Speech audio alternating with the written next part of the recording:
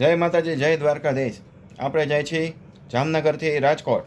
તો વિડીયો ગમે તો વિડીયોને લાઈક કરજો અને ચેનલને સબસ્ક્રાઈબ કરજો. તો આપણે નીકળીએ છીએ રાજકોટ. અને હાલો એડિટરભાઈ, ઇન્ટ્રો ચલાવી દો. હાલો આપણે મળીએ છીએ વિડીયોમાં આગળ.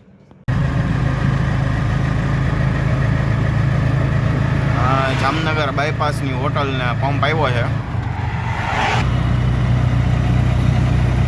જામનગરથી બહાર નીકળ્યા છીએ હજી. આમ સીધો હાઈવે ગયો દ્વારકા બાજુ.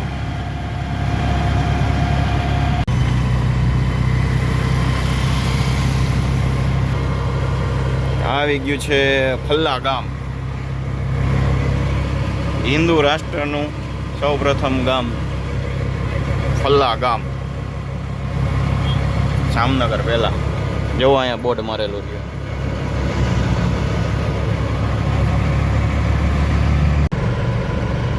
ત્યાર પછી આવી ગયું ધ્રોલ ગામ. ધ્રોલ બધા ધ્રોલ નથી કહેતા, કંઈક કહેવતમાં એવું છે કે ધ્રોલ કહે તો ખરાબ કંઈક થાય, એટલે સામું ગામ કહે. સામા ગામે જાવું કે સામું ગામ એવું કહે.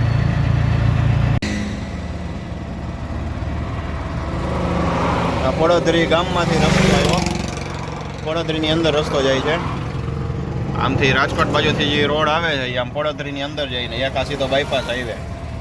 આપણે બાયપાસ હાઈવે ઉપરથી આવ્યા. હવે આગળ આવશે સ્ટેડિયમ. લાઈક કરો, લાઈક, અને ચેનલને સબસ્ક્રાઈબ કરતા જાઓ.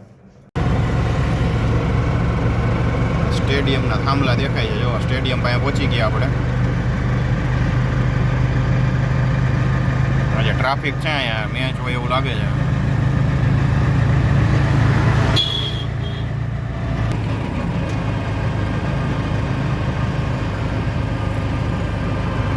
તો ટી શર્ટ ને બધું વેચાય છે અહીંયા. મેચ છે જ ફાઇનલી.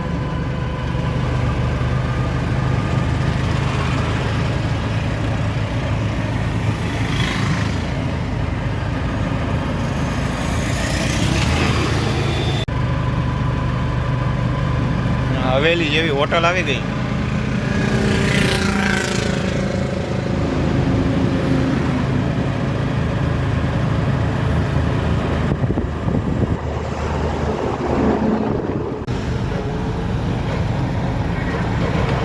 ઘંટેશ્વર ચોકડી પહોંચ્યા છે.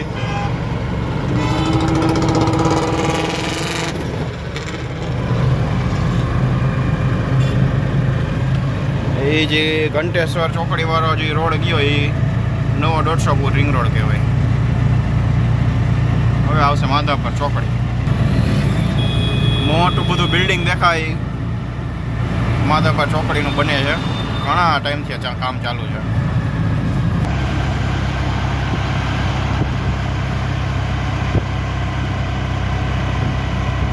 આનું કહેતો હતો હું, ઘણા કામથી કામ ચાલુ છે અહીંયા.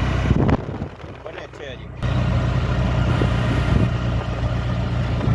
માધાપર ચોકડીની ઉપરનો પુલ.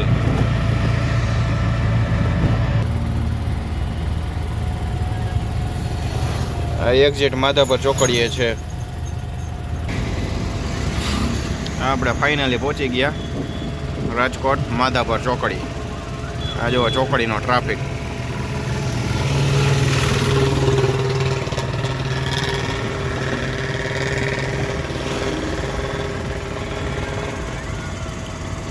હાલો તો મળીએ નેક્સ્ટ વિડીયોમાં.